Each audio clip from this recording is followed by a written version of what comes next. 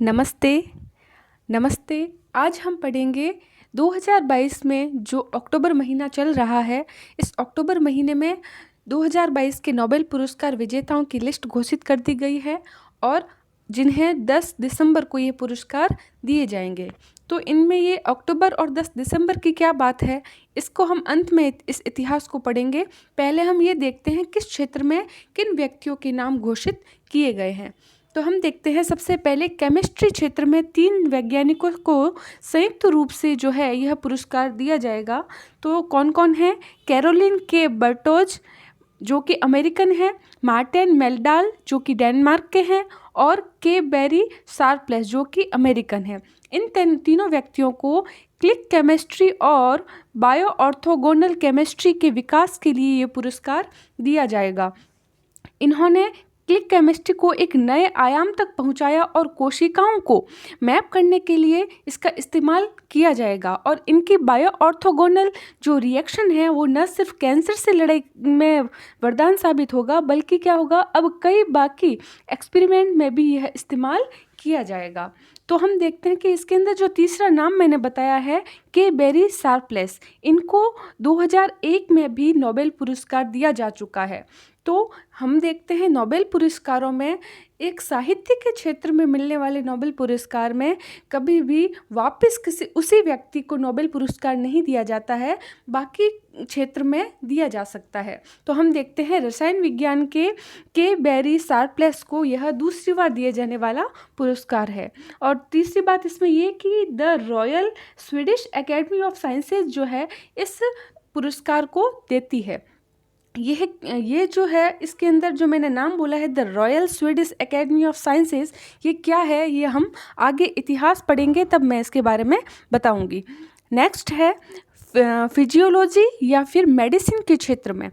Physiology या medicine के क्षेत्र में घोषणा की गई है 3 अक्टूबर 2022 को। इसमें जो नाम दिया गया है वो है स्वांते पाबो। स्वांते पाबो जो है उनको किसके लिए ये दिया गया है? विलुप्त मानव प्रजाति और मानव उत्पत्ति से संबंधित जीनोम के लिए। इन्होंने यह देखा कि मनुष्य जो है वो उसकी उत्पत्ति कैसे हुई, और अगर हम देखते हैं कि हमारी कई पीढ़ियां जो है वो विलुप्त हो चुकी है, तो वो उसकी विलुप्ति का कारण कैसे है, कैसे एक व्यक्ति जो है उसके कारण पूरे विश्व में ये जो है अलग अलग जो हम देखते हैं महाद्वीप पर इनका प्रसार हो गया। तो उसके बारे में इन्होंने बहुत ही विस्तृत अध्ययन करने के लिए जो कार्य किया है उसके क्षेत्र में इनको यह पुरस्कार दिया जाएगा। और यह पुरस्कार देती है द नोबेल असेंबलीज जो है यह पुरस्कार देती है। कौन से क्षेत्र में? मेडिसिन और फिजियोलॉजी के क्षेत्र में। तीसरा पुरस्कार देखते हैं हम भौतिक विज्ञान के क्षेत्र में, जो अर्थात फिजिक्स के क्षेत्र में। तो इसमें भी हम देखते हैं कि 3 वैज्ञानिकों को संयुक्त रूप से 4 अक्टूबर को घोषणा की गई है कि एलन एस्पेक्ट जो कि फ्रांसीसी है, जॉन एफ क्लोजर जो कि अमेरिकन है और एंटोन जिलिंगर जो कि ऑस्ट्रिया के वैज्ञानिक हैं। इन तीनों ने क्या किया है? मिलकर क्वांटम मैकेनिक्स के क्षेत्र में कार्य किया है। इसलिए अर्थात ये क्या करेगा? माप में सुधार करेगा, क्वांटम नेटवर्क का निर्माण करेगा और सुरक्षित क्वांटम एनक्रिप्टेड संचार स्थापित कर सकेगा। इसके क्षेत्र में दिया गया है तथा ये देगा कौन? The royal Swedish academy of sciences.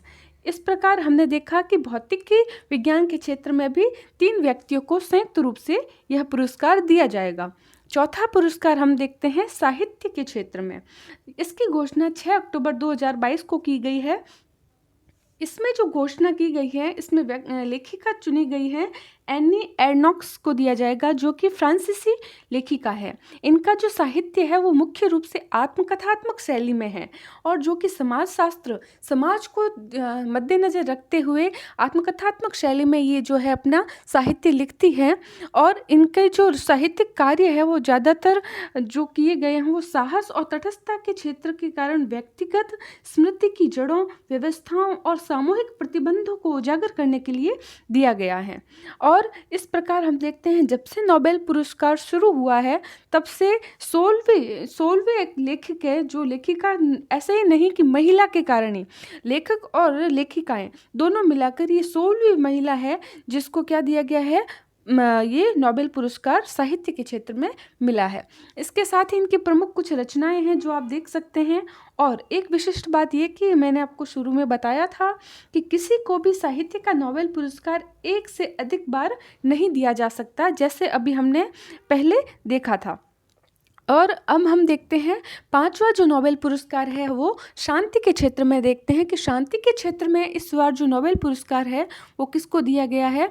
ये दिया गया है बेलारूस के मानवाधिकार अधिवक्ता एलेस बालियात्स्की को, और रूसी और यूक्रेनी मानवाधिकार संगठन को जो memorial centre of civil liberties को दिया गया है।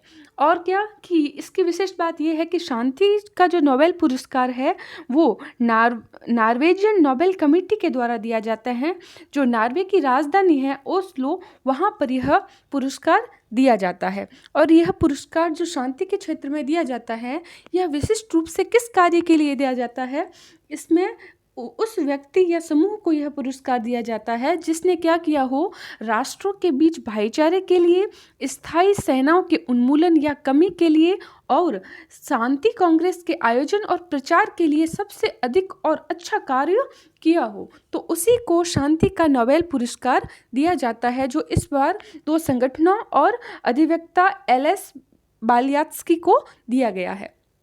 आगे हम देखते हैं कि इसका जो स्वर्णिम इतिहास है वो क्या है।